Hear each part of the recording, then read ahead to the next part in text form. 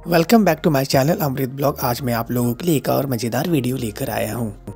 Bhagalpur to Kedarnath. Kedarnath कैसे जाएं, कहाँ रुकें, इसकी संपूर्ण जानकारी है इस वीडियो में। 2022 में केदारनाथ के कपाट 7 मई को खोले जाएंगे और नवंबर में बंद कर दिए जाएंगे। केदारनाथ 12 ज्योतिर्लिंगों में से एक है। केदारनाथ की यात्रा करने से पहले आप उसकी प्लानिंग कर लें, ट्रेन का एडवांस में टिकट बुक करा लें, साथ ही जरूरी दवाई आधार कार्ड रख लें। केदारनाथ की यात्रा किस महीने में करनी चाहिए? मई जून केदारनाथ का पीक सीजन होता है। इन 2 महीनों में गर्मियों की छुट्टी हुई रहती है, जिसकी वजह से केदारनाथ में भीड़ बहुत ज़्यादा होती है।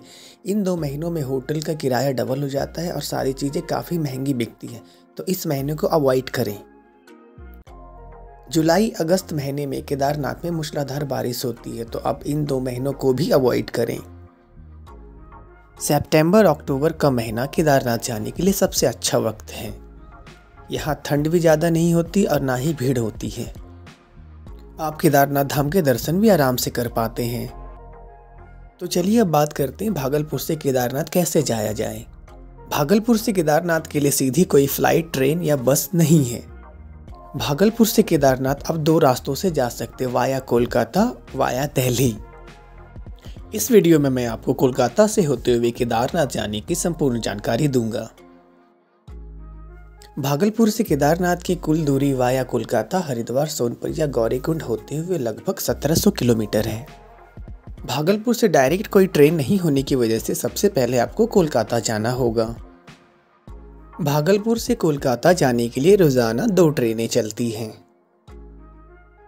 दोनों ट्रेन का विवरण आपको आगे वीडियो में दिया गया है।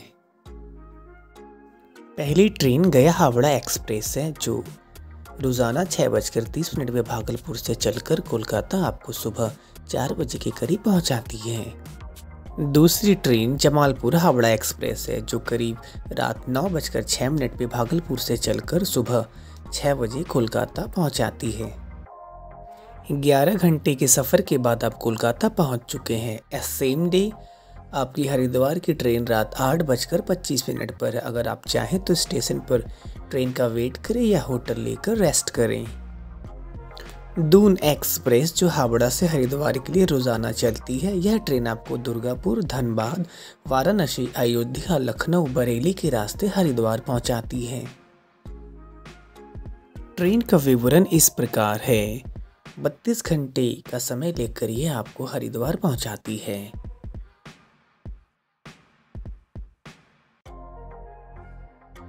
32 घंटे के लंबे सफ़र के बाद आप कोलकाता से हरिद्वार आ चुके हैं। आज का दिन आप हरिद्वार में स्टे करें। हरिद्वार रेलवे स्टेशन से बस स्टैंड की दूरी महज 500 मीटर है, जो आप 10 मिनट में तय कर लेंगे। हरिद्वार में आप हर की पौड़ी जरूर जाएं। हरिद्वार रेलवे स्टेशन से हर की पौड़ी की दूरी सिर्फ 2 किलोमीटर की है। हर की पौड़ी के समीप ढेर सारे होटल, लॉज, धर्मशालाएं हैं। आप यहाँ रुककर सुबह का स्नान और शाम की आरती का आनंद लें। एक बात का आप जरूर ध्यान रखें, हरिद्वार पहुँचते ही हरिद्वार बस स्टैंड जाकर आप केदारनाथ जाने का बस टिकट एडवांस में बुक करा लें। बस सुबह 6 बजे के करीब हरिद्वार से चलेगी और शाम 5 या 6 बजे के करीब आपको सोनप्रयाग पहुंचाएगी। हरिद्वार से केदारनाथ तक बस नहीं जाती है, सिर्फ सोनप्रयाग तक ही जाती है। सोनप्रयाग जाने के क्रम में देवप्रयाग, श्रीनगर, रुद्रप्रयाग, चौपती, गुप्तकाशी, फाटा इत्यादि मेजर स्टॉपेज आते हैं। सोनप्रयाग पहुंचते पहुंचते आपको शाम हो जाएगी, इसलिए आप सोनप्रयाग पहुंचते ही होटल या लॉज लेकर आराम करें, क्योंकि अगली सुबह जल्दी उठकर आपको अपना यात्रा बायोमेट्रिक रजिस्ट्रेशन कराना होता है, जो सोनप्रयाग बस स्टैंड के निकट ही स्थित है। अब आपको सोनप्रयाग से गौरीकुंड जाना है। सोनप्रयाग में बायोमेट्रिक रजिस्ट्रेशन कराने के बाद आपको शेयरिंग टैक्सी लेकर गौरीकुंड जाना होता है। सोनप्रयाग से गौरीकुंड की दूरी लगभग 6 किलोमीटर की है। सोनप्रयाग से गौरीकुंड शेयरिंग टैक्सी का किराया मात्र 20 रुपये का है। शेयरिंग टैक्सी सुबह 5 बजे से रात 9 बजे तक चलती है।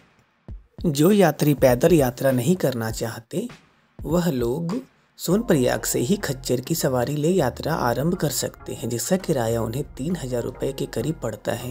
किराया सीजन के हिसाब से बढ़ता घटता रहता है। शेयरिंग टैक्सी आपको 20 मिनट में सोनप्रयाग से गौरीकुंड पहुंचा देती है। गौरीकुंड पहुंचते ही आपको केदारनाथ पैदल यात्रा करने के लिए सीढ़ियां दिखने लग जाती हैं। गौरीकुंड में एक तप्त कुंड है। अगर आप चाहें तो यहाँ स्नान करके केदारनाथ की पैदल यात्रा आरंभ कर सकते हैं। यह तप्त कुंड माता पार्वती और गणेश जी से संबंधित है। अब आपकी पैदल यात्रा शुरू होती है। गौरीकुंड से केदारनाथ की पैदल यात्रा 16 किलोमीटर की है। यात्रा के दौरान आने वाले कुछ प्रमुख स्थानों के नाम और उनकी दूरी इस प्रकार है।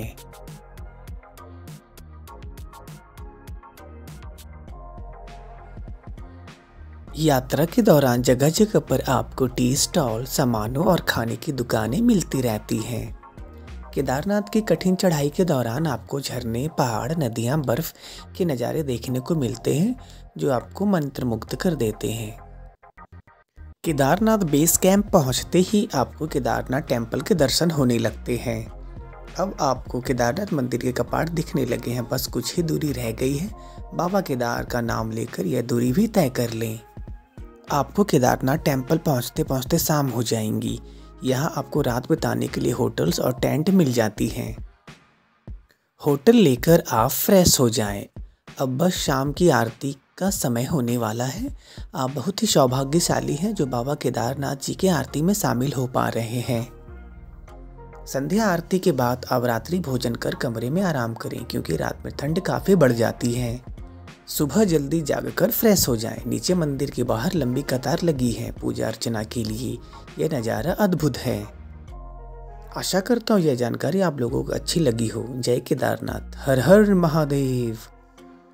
भागलपुर से केदारनाथ वाया दिल्ली की जानकारी मैं आपको अपनी अगली वीडियो में दूंगा। तब तक के लिए स्टे ट्यून।